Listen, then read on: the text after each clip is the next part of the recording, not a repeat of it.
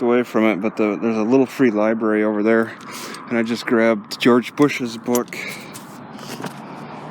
Decision Points. It's so amusing reading a passage in the Lewis and Clark journals where Clark, he had to lecture the troops on the prostitutes that were brought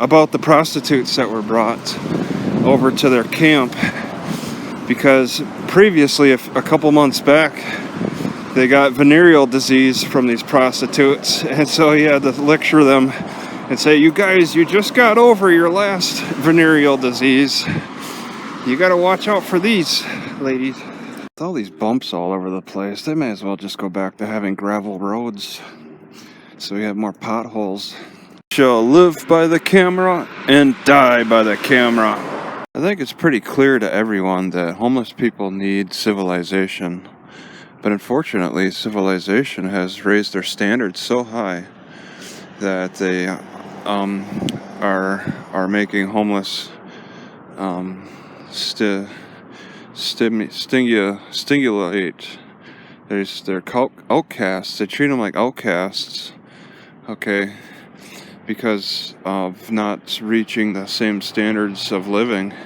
A homeless person can put together a house, okay, for themselves. They could set up a tent, but the city deems that not a house. Okay, what's the minimum standard for a house? We're talking like lots and lots of money, according to the city. And is that in writing somewhere? Is that a city by city standard? What's the standard for the minimum of a structure to be considered a house, okay, that the city deems acceptable? All right, because the standards seem to raise more and more. I mean, we went from electrical standards from a 2-prong to a 3-prong for electricity savings. But what if the person doesn't want electricity, you know? And for a homeless person to start in on a civilization, for a group of homeless people to start a civilization, it's not exactly easy. You need You need people who can bring in food to trade, to sell, to grow. And the city sets a standard for that. The county set and the states set a standard for that living, and it's something else. It's something to behold. It's just not clear. It's just like you just have, when you see homeless people setting up a quick shelter for a place to sleep, you see the cops swooping in to tell them that's not acceptable. But what is the standard? Okay, so we're just being told what's not the standard.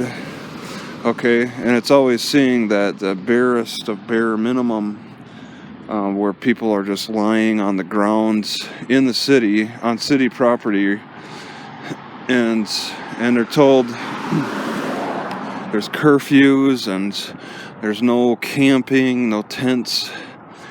But what is the standard? What is the you need to own some property, and then on top of that, it can't look slummy, because I've seen houses with signs that say you're not allowed to have camping activity going on. But it's like people who have the money, they can live on the outskirts of the city, drive in to access that food. Okay, homeless people don't have that. It's just the transportation is at such a minimum, and it's strained. Okay, you see them on bicycles. Some don't even have bicycles, and you want to push them to the outskirts of the town, the city, whatever, and then force them to have to travel the same distances to get food in the city, and then travel those same distances back on a regular basis. It's just not easy. It takes such a physical toll, and it's not something you just work yourself out of. It's a real setback. Okay, so pushing homeless poor people around is really difficult for everybody involved.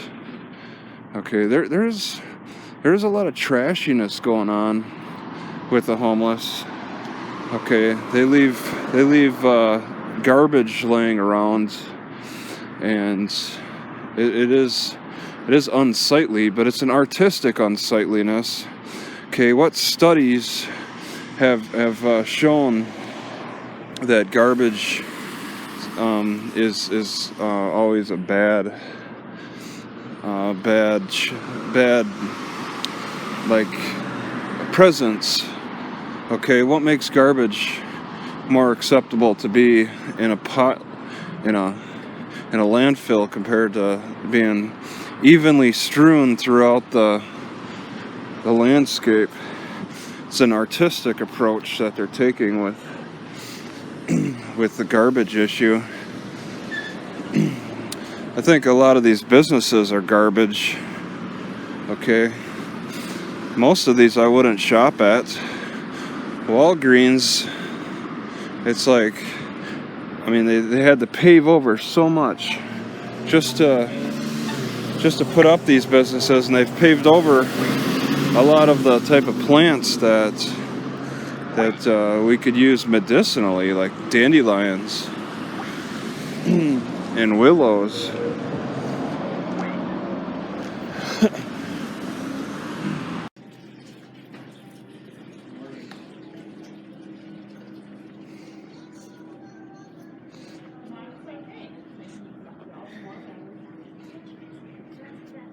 Stores are a constant battle of people putting things on the shelves and people taking things off.